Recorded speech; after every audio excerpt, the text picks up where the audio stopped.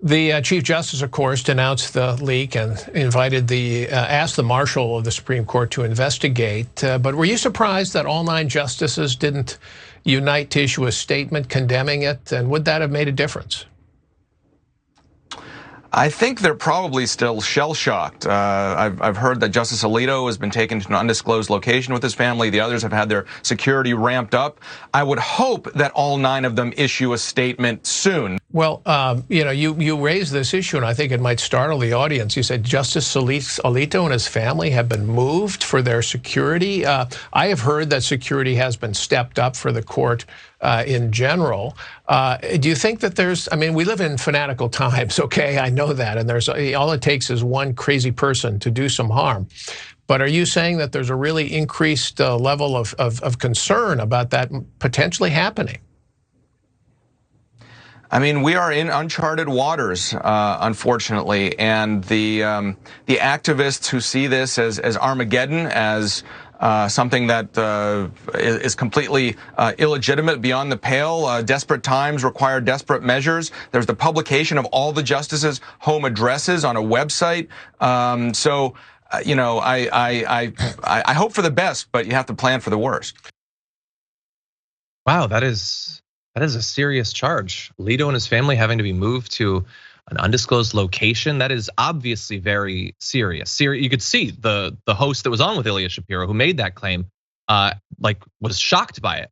Not like shocked enough or took it seriously enough to ask where he was getting this information from or what the evidence was, but he was shocked. And in fact, quickly, everybody was shocked. It pretty much spread almost immediately. Conservative media outlets picking it up, saying that there are these rumors that they had to be moved. The thing was, what Ilya Shapiro said was apparently the genesis of the entire thing. Said it on some radio interview and then went on Fox and said it. And so Fox News had the interview that immediately began conversation on Fox about it. Breitbart had the headline, Justice Samuel Alito moved to undisclosed location. Not rando right winger says that happens and provides no evidence. They just said it happened. It was a thing.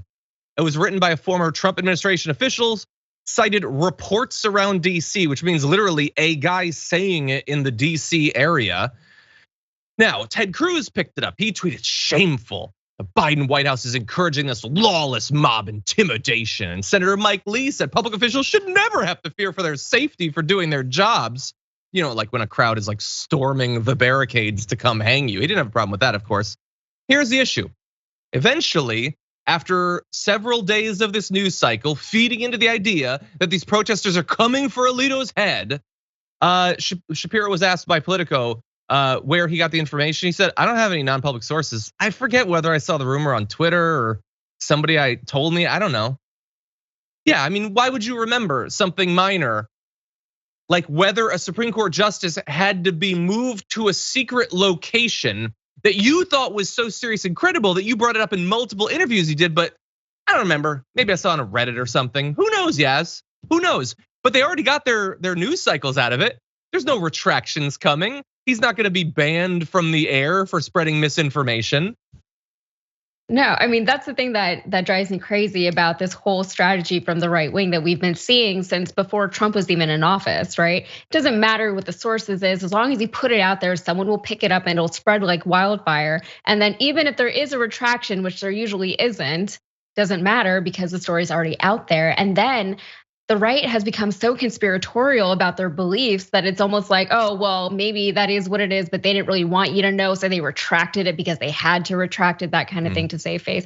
So it really is a disconnection from reality to a level that we really haven't seen. And I thought it was also interesting and ironic. I can't remember exactly what he said, but in the Fox clip, the host said something about like, oh, we're living in these really extreme times. And it's like, yeah, you're the one doing it. You're the one perpetuating all these extreme viewpoints and all these extreme behaviors that we're seeing from Americans. And then on top of all that, they're gaslighting regular Americans into thinking that we're overreacting to our rights literally being stripped away from like 50% of the population, right? And they're making it seem like we're the ones who are being unreasonable. Clarence Thomas, he even said that, the younger Americans have a hard time accepting things that they don't like. That's not what this is. This is not what this is. This is our rights being taken from us. It's unconstitutional. It's unfair, and it's very regressive. And this is nothing that we don't already know. This is all very common. This is a problem, and they're trying to make it seem like we're the ones overreacting to them overreaching into our actual bodies, not just our lives, but into our bodies. 100%. Yeah, he's talking about like we're in radical times. If he'd been on this show, I'd been like, yeah, we are in radical times. I mean, they're literally overturning Roe v. Wade. Isn't that pretty radical after all this time? And it's your position that you hold is so incredibly unpopular, and you've tried for more than half a century to get the American people behind you, and you've failed utterly every step of the way. Yeah, radical times, radical undemocratic times.